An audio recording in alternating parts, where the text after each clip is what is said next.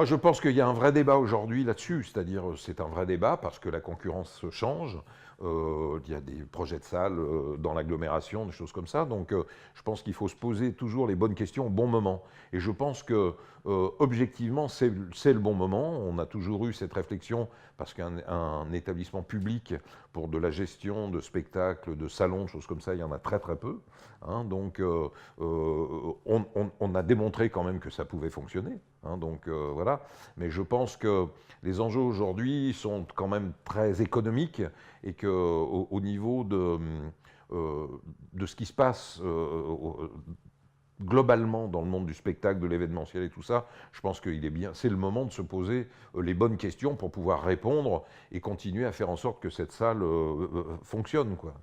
Donc, je pense que on aura des réponses là-dessus au courant de cette année, d'ici cet été, de savoir sur quelle voie par la halle. Mais enfin, pour le moment en tout cas, il n'est pas question du tout de changer l'activité de la halle. C'est très important de dire ça. C'est-à-dire, on peut éventuellement réfléchir à un changement de mode de gestion pur, mais il est toujours question d'y faire avant tout des spectacles et des concerts et d'avoir quelques manifestations économiques afin de ménager la bonne économie de cette salle. Alors, les grands rendez-vous de la rentrée, bah là, on a encore quand même quelques rendez-vous avec Roger Waters, donc bientôt. Qu'est-ce qu'on a? On a Louane, donc en juin. Sur la rentrée, on retrouve toujours le Festival Lumière, hein, donc ça c'est très important. Indochine qui revient, on a Big Flo et Oli, on espère avoir un concert des Queens of the Stone Age, on attend la réponse, ce n'est toujours pas confirmé.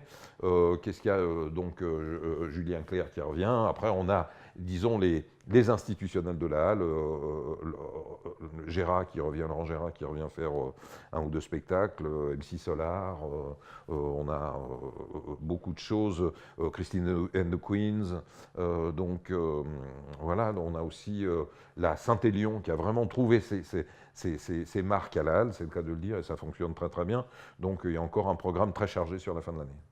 À partir du moment où je vais m'éloigner de la halle, on va dire progressivement, donc je vais retourner vers mes premières amours, c'est-à-dire de la production déléguée avec des artistes comme Étienne Dao, MC Solar, Mylène Farmer et bien d'autres. Hein, mais je ne prends pas ma retraite comme je l'ai entendu.